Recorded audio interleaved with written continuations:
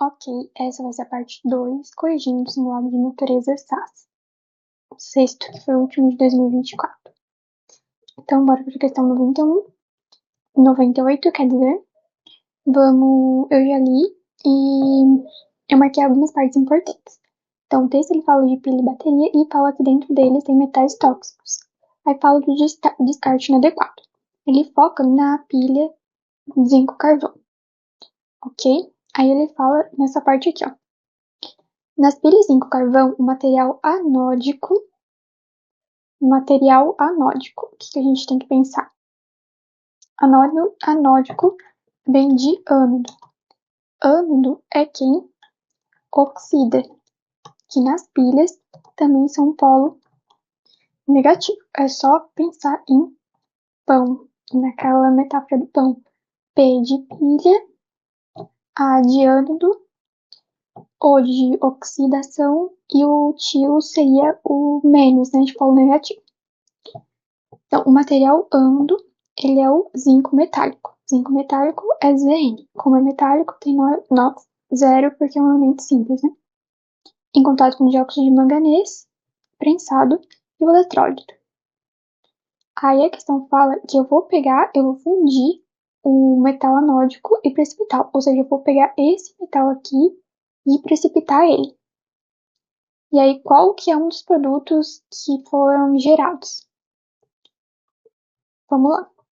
Zn. Esse vai ser um produto que vai ser gerado? Não, né? Já pode tirar de cara esse.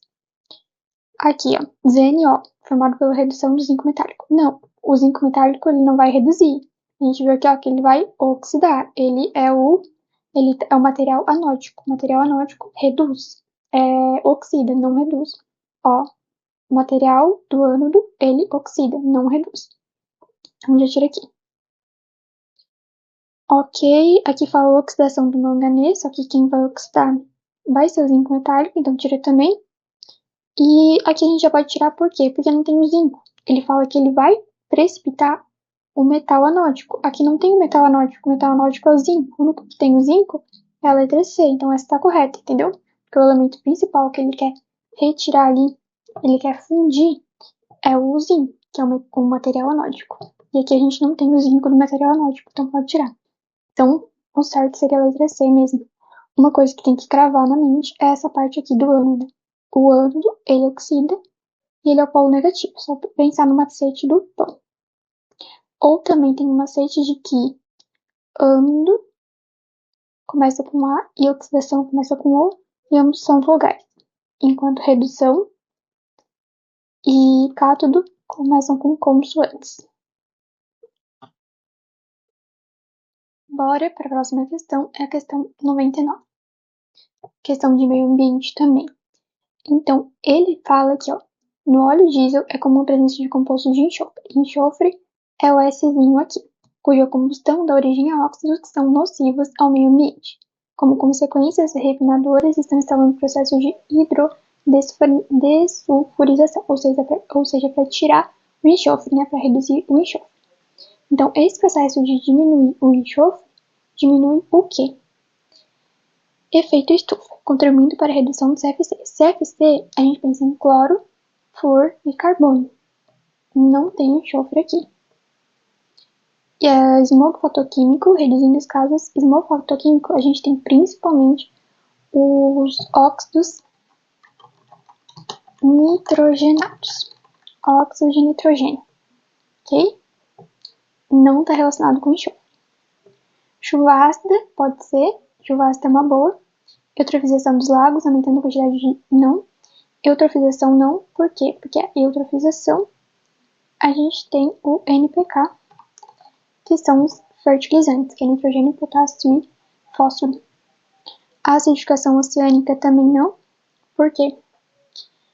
A acidificação oceânica vai já estar fazendo sentido, só que ela não vai impedir o branqueamento dos recifes corais. Quando a gente pensa em branqueamento dos recifes corais, a gente pensa em aumento da temperatura da água. Então, temperatura da água que aumenta, ok? Então, branqueamento dos corais é a temperatura da água que aumenta.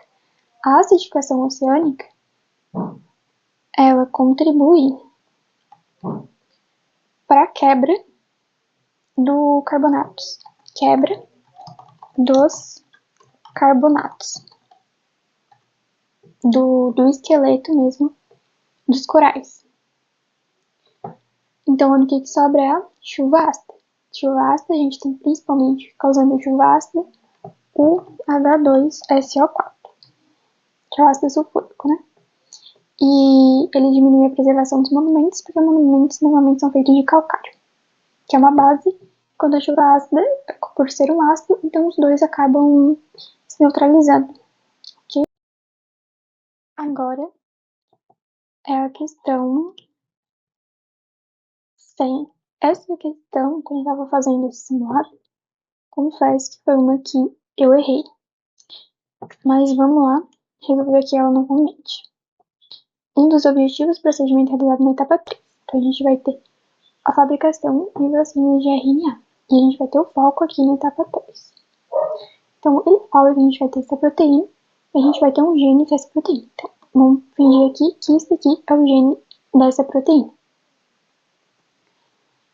Os cientistas vão lá, pegam esse gene e transcrevem ele para o RNA mensageiro. Então a gente tem aqui o RNA mensageiro. Esse RNA mensageiro, ele tem a sequência, ele tem a informação para produzir a proteína do vírus. Aí ele vai pegar esse RNA mensageiro e vai botar uma capa nele, uma capa lipídica aqui nele. Ok? Então a gente tem o RNA mensageiro com a capa lipídica. Lembrando que esse RNA mensageiro vai produzir a proteína depois. Ele tem a informação para produzir a proteína. Então, por ele adicionar uma capa, essa já é uma dica aqui pra gente, né? Mais ou menos ali para proteção. O que vai acontecer? Esse RNA, ele vai ser adicionado no corpo humano, ele vai ter que entrar na célula e posteriormente na própria célula, ele vai ter que produzir as proteínas. Ok? E as proteínas iniciais ali do gene. E essas proteínas vão ser a que o corpo vai identificar como antígeno para produzir anticorpos. Vamos ver então as alternativas. A etapa 3 facilita a entrada do RNA nas células do organismo? Sim. Por que colocar nanopartículas lipídicas vai facilitar a entrada nas células? Porque as células elas também têm membrana lipídica.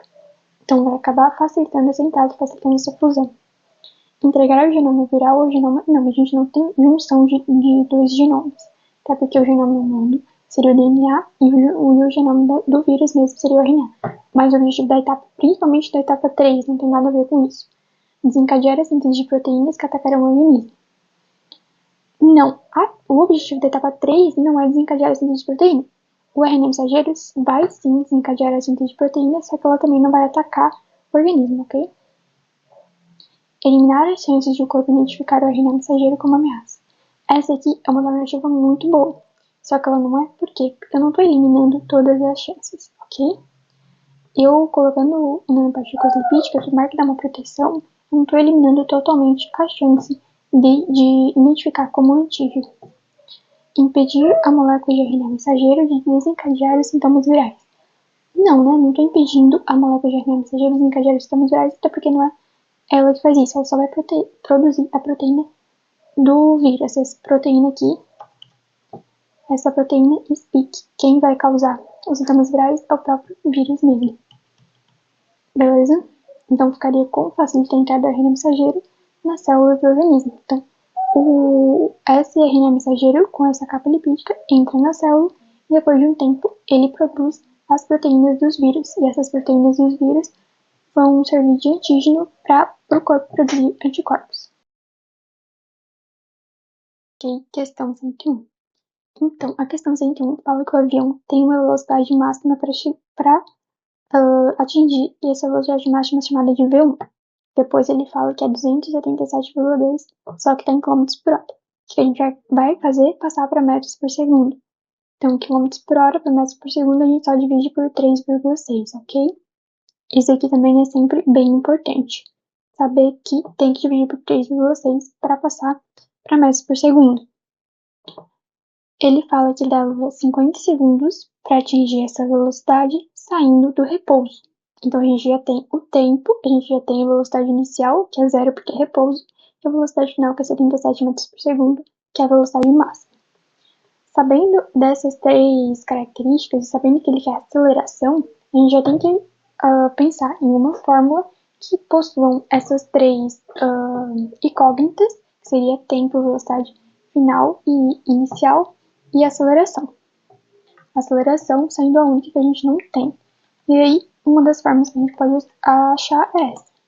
Vou mais arte, que seria a velocidade final, 77, velocidade inicial, 0, aceleração, que é o que a gente não sabe, e o tempo, que é 50.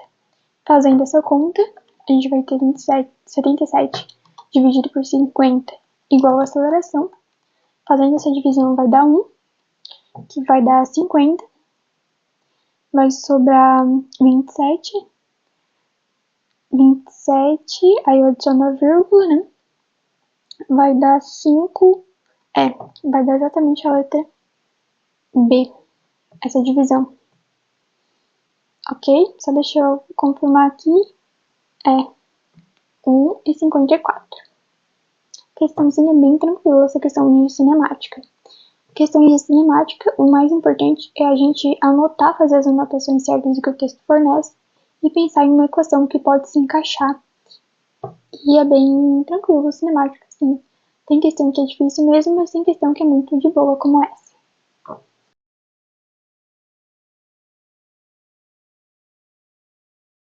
Agora uma questão que fala de transgenia. Então, ela fala que a gente vai ter uma variedade de soja transgênica que possui um DNA de resistência a uma lagarta, ok? Só que só usando essa soja transgênica, a gente tem um aumento muito grande de casos de número de insetos resistentes. Então, os insetos vão ficar muito resistentes justamente pela seleção natural, certo? Então, uma coisa que a gente tem ali, os insetos, eles vão continuar a ser resistentes justamente pela seleção natural, porque aí os insetos que não possuem essa resistência à soja transgênica, eles vão morrer e vão ficar só os resistentes. Isso é pura seleção natural, não é mutação, não é porque eles estão num meio que tem um inseticida o tempo todo que eles vão desenvolver uma mutação, que eles vão aprender a conviver. Não, é pura seleção natural. Porque os que não possuem resistência morrem e só sobram os resistentes que se cruzam e formam mais resistentes. Então, se eu descumprir essa recomendação, que recomendação? A recomendação de colocar soja convencional. Por que soja convencional? Para variar um pouco, eu vou ter soja transgênica e soja convencional. A soja convencional não precisa dos insetos resistentes em si. Pode ter os outros insetos que não são resistentes, porque aí dá esse equilíbrio. Vamos lá. Pode levar a transferência de genes de plantas para insetos. Não, a gente não vai ter uma transferência de gene, tá? Transferência de genes de plantas transgênicas para insetos, não. As plantas, elas não vão transferir os genes dela para os insetos. Redução do tempo de metamorfose, o texto nem fala de tempo de metamorfose. Não fala se esse DNA faz com que ela aumente ou diminua o tempo de metamorfose, não. Ocorrência de mutações, isso aqui é o que eu falei, ó. As mutações ocorrem de forma aleatória. Não vai ocorrer mutação só porque o inseticida está o tempo todo ali. O que acontece é casos de seleção natural. Aumento de casos de cruzamento entre insetos resistentes e vulneráveis. Isso não faz sentido. Pode ter um cruzamento, só que a gente não sabe se eles vão produzir insetos resistentes ou vulneráveis. E não é isso que pode ocorrer com o descumprimento. Muito pelo contrário, o que pode ocorrer é a morte dos vulneráveis e o aumento dos resistentes. E não um cruzamento entre eles. E seleção de linhagens é isso aqui, né? É aí, seleção de linhagens de insetos menos vulneráveis ao mecanismo de controle de pragas. Exatamente. Os menos vulneráveis acabam aumentando, acabam sendo insetos resistentes e aumentando ali na natureza. Acaba sendo um desequilíbrio na questão do gene mesmo, ok? Questão tranquila de transgenia. Ok, bora lá para a próxima questão. 103 é uma questão de aparentemente ondulatória, né? Então, a gente vai falar ali de uma tecnologia que seria o ultrassom, que é uma tecnologia médica, né? Usada ali para obter diagnósticos de imagem. E aí a gente vai ter uma frequência acima do limite máximo de audível do ser humano. Esse limite seria de 20 Hz a 20 mil Hz. Esse K significa 1000, ok? Então seria 20 mil Hz. Então, esse limite aqui é o audível ao ser humano. Como ele está acima do limite, ele está acima da frequência de 20 mil Hz. Se eu tenho maior frequência que isso, significa que eu vou ter menor onda, ok? Porque frequência e onda são inversamente proporcionais, seguindo essa equação aqui da ondulatória. A equação fundamental da ondulatória, onde a velocidade é a frequência sobre o comprimento de onda. Ok, então ele vai dar as ondas ultrassônicas e ela vai se propagar nessa velocidade aqui. Então a gente vai ter a velocidade, ele vai perguntar ali do comprimento de onda, porque ele dá 5 perfis, e desses perfis eu vou ter que ver qual o comprimento de onda que mais está condizente com essa onda ultrassônica. Então eu vou descobrir o comprimento de onda e a frequência que eu vou usar é justamente essa de 20 mil. Por quê? Porque ele diz que está acima do limite máximo. Esse é o limite de audível ao ser humano. Como está acima desse limite, eu vou considerar igual a 20 mil e eu vou considerar uma frequência maior que aquela. Se eu estou considerando uma frequência maior, eu vou considerar um comprimento de onda menor, o que eu vou achar, entendeu? Porque eu vou considerar aqui 20 mil. Vou fazer essa seguinte conta aqui. 1540 igual 20 mil vezes o comprimento de onda que eu vou botar C. O comprimento de onda vai ficar 1540 dividido por 20 mil, eu fiz anteriormente, e vai dar esse valor aqui. 0,77 metros. Esse é o comprimento de onda para uma frequência igual a 20 mil. Como eu tenho uma frequência maior que 20 mil, eu vou ter um comprimento de onda menor que 0,07. 0,03 é menor, então o perfil 1 está condizente. O perfil 2 não, porque esse valor aqui é maior. A mesma coisa serve para os outros perfis, que são um valor tudo maior. E não, tem que ser menor que esse comprimento aqui. Lembrando novamente, por que tem que ser menor que 0,077? Porque esse 0,77 está condizente com um comprimento de onda de 20 mil, com a frequência de 20 mil. Só que a frequência é acima, para uma frequência maior que 20 mil. Então, se eu quero uma frequência maior que 20 mil, eu vou ter um comprimento de onda menor que 0,077, beleza? Então, onde diz é o perfil 1, que é a alternativa A.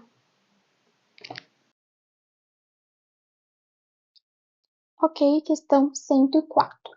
Então, a gente vai ter a questão 104 e a pergunta é: esse resíduo poderá fazer o quê? Que resíduo? Então, vamos ver que resíduo que o enunciado está falando. Então, o enunciado fala das rochas ornamentais e fala que um desses problemas de utilizar ela seria a grande quantidade de resíduo. Ok, então o resíduo gerado, aí ele vai falar do resíduo em si, que é a parte mais importante do texto, né? O resíduo consiste em finas partículas de carbonato de cálcio e magnésio, dispersas em água, tendo caráter básico. Então aqui a gente tem o carbonato de cálcio e aqui a gente tem carbonato de magnésio. Vamos lá ler o texto.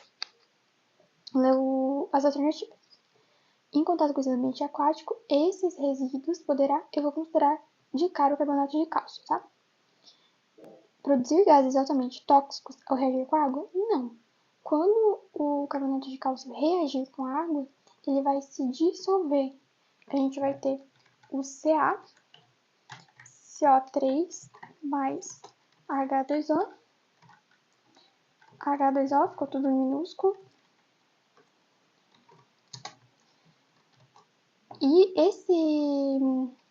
essa equação vai acarretar o Ca se dissolvendo em íon e o CO3 também se dissolvendo em íon, beleza? A gente vai ter uma dissolução. A mesma coisa serve para a água em si. Aí ele pergunta, e nenhum deles seria altamente tóxicos, tá? Criar um efeito tamponante para impedir a mudança de pH. Eu não vou impedir a mudança de pH, muito pelo contrário. Eu vou mudar o pH justamente aumentando. Então, a tendência é pegar o pH e aumentar esse pH para um caráter básico. E isso o texto mesmo fala aqui, ó. Aumentar a concentração de íons hidroxila, íons hidroxila são íons OH-, ao interagir com a água. Exatamente o que vai acontecer. Por quê? Porque se eu estou transformando em caráter básico, se eu estou aumentando o pH, eu estou aumentando o OH menos. Estimular a remoção de nitratos não condiz com o texto aqui. E se eu tiver o nitrato na água, vai ser solúvel, então eu não vou estar removendo. Elevar o pH da água por meio da dissolução das espécies. Não por quê? Porque se eu ter um aumento no OH-, eu vou ter uma redução no pH. A gente tem essa fórmula aqui. Concentração de OH- é menos log de OH-. Se eu tenho maior OH-, eu vou ter menor pH. Por quê? Porque eu tenho menos aqui, ó. Então, quanto maior esse valor, menor esse valor, ok? Por isso que não seria esse. Se fosse diminuir o pH, seria correto. Ok, próxima questão é 105, uma questão de frequência, né? Vai falar um pouco de frequência e falar um pouco dos fenômenos ondulatórios. Então, ele vai falar de sol noturno e vai notar que essas estrelas piscam. E no finalzinho do texto é importante porque ele fala assim: na verdade, a causa desse efeito visual está relacionada a uma diferença entre as densidades dos meios percorridos. Ou seja, a gente tem diferentes meios e esses diferentes meios têm diferentes densidades. Ou seja, pode-se concordar com um fenômeno de refração. Ok? Porque o fenômeno de refração é justamente passar de um meio para o outro. Lembrando que nesse fenômeno de refração, a gente vai ter iguais frequências. A gente vai ter diferentes meios e iguais frequências. Beleza? E eu já vou marcar aqui a B como correta. Vamos ver as outras. Interações da luz com o campo magnético. Não, a gente não vai ter a luz interagindo com o campo magnético e por isso que ele causa esse efeito de piscamento. Não, de piscar, né? Atenuações do brilho estelar decorrentes das grandes distâncias percorridas pela luz. Não é, eu vou ter uma grande distância, por mais que eu tenha uma grande distância, não vai acarretar nessa atenuação do brilho, né? Não faz sentido aqui nessa lógica. Ele fala que a causa é a diferença de densidade do meio. Essa é a causa. Polaridade, não, ele não fala nem de polarizador aqui. Variação de frequência, opa, eu não vou ter variação de frequência. Por que não tem variação de frequência? Porque o emissor é o mesmo. Se o emissor é o mesmo, então o mesmo emissor... Oh, meu Deus. Mesmo emissor igual mesma frequência. Então, mesmo emissor, mesma frequência. A frequência só vai ser diferente se eu mudar o emissor. Então, que não é o caso aqui. A gente não tem polarizador. A distância não está relacionada com esse efeito, como o próprio texto já diz, e nem o campo magnético. Então, o que se relaciona diretamente com essa diferença de densidade dos meios é a refração. Refração, o fenômeno de onda, passa por dois meios diferentes, certo? Então, a gente vai ter a frequência se mantendo. A próxima questão também é uma questão que envolve um pouco ondas. Questão 106 aqui. Vai falar da flauta e vai falar que a gente assopra esse porta-lábios aqui, coloca a mão em uma das chaves e o ar, tem fluxo de ar, vai percorrer pelo corpo e vai sair por esses orifícios ou vai continuar por nessa passagem, né? Aí ele pergunta, uma flauta que não está sujeita a variação de temperatura e cujo interior não passa por variação significativa da densidade, pode emitir diferentes notas musicais. Ok, então, diferentes notas musicais. Primeira coisa, quando a gente fala de nota musical, eu posso associar diretamente com a frequência. Não que seja a mesma coisa, mas a gente pode associar com a frequência. Então, nota musical é a frequência da música, a frequência da nota, ok? Então, se eu tiver diferentes notas, eu vou ter diferente frequência e eu vou estar ouvindo diferentes sons. Então, por que a gente vai ter diferentes frequências? Pela redução do fluxo de ar que sai pelos orifícios abertos do corpo do instrumento. Não, né? Redução do fluxo de ar. Eu vou ter menos ar, com isso eu vou ter diferentes frequências, não faz sentido. A variação da velocidade de propagação dos sons, a velocidade não vai mudar. A velocidade da onda do instrumento só vai mudar caso mude o meio. Por isso que na refração a velocidade muda, porque vai mudar o meio. Então, a velocidade só muda caso mude o meio. Nesse caso, a gente não tem mudança na velocidade. Variação do comprimento de ondas da coluna de ar no interior do instrumento. Correto. A gente tem a equação fundamental do ondulatório. A gente tem velocidade, frequência vezes lambda, que é o comprimento. Se eu falei que eu vou manter a minha velocidade, e eu sei que eu vou mudar a frequência, por que eu sei que eu vou mudar a frequência? Porque ele está falando aqui no texto, ó, emitir diferentes notas. Aí eu tenho que fazer essa correlação de nota ser igual à frequência, então eu vou ter mudança no comprimento de onda. E nesse caso, o comprimento de onda seria esse corpo aqui, ó. Seria o comprimento em si do instrumento, ok? Então, se eu deixei aberto esse ponto aqui, vai ser uma diferente nota, ele vai percorrer uma menor distância, e se eu deixar aberto esse ponto aqui, vai ser outra nota completamente diferente, porque ele vai percorrer uma maior distância, ok? Manutenção do volume de fluxo de ar no interior do instrumento, não, né? Não é porque eu manter o volume do fluxo de ar ou não que vai modificar a nota. E a mesma coisa sobre a pressão. Pressão no interior do instrumento não se relaciona, que se relaciona diretamente com a nota, que significa a frequência, é assim. Ok, essa questão vai falar da doença de Chagas, beleza? E ela fala o objetivo da campanha. A campanha, ela sempre visa a melhor habitação, justamente para controle da doença de Chagas. Então, o objetivo é o controle da doença de Chagas. E aqui eu lembrei algumas questões. A doença de Chagas é transmitida pelo barbeiro e causada pelo protozoário. Casas de barro ou alvenaria, ela contribui ali para manter as chagas, o barbeiro no caso, e a reprodução delas, né? Acaba mantendo as chagas justamente por manter o barbeiro.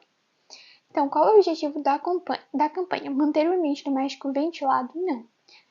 Se você ler o texto, a campanha não fala em nenhum momento de ventilação. E o objetivo principal é justamente evitar a proliferação dessa doença de Chagas, evitar a contínua transmissão, a contínua reprodução do barbeiro e dessa doença. Então, promover o acesso à população à água tratada? Não fala em nenhum momento de água tratada e nem de esgoto, por isso que a gente já tira a C e a D. Eu pulei a B, né? Evitar o acúmulo de água parada? Não fala de água parada. E doença de Chagas não é pela água parada também, como dengue, ok?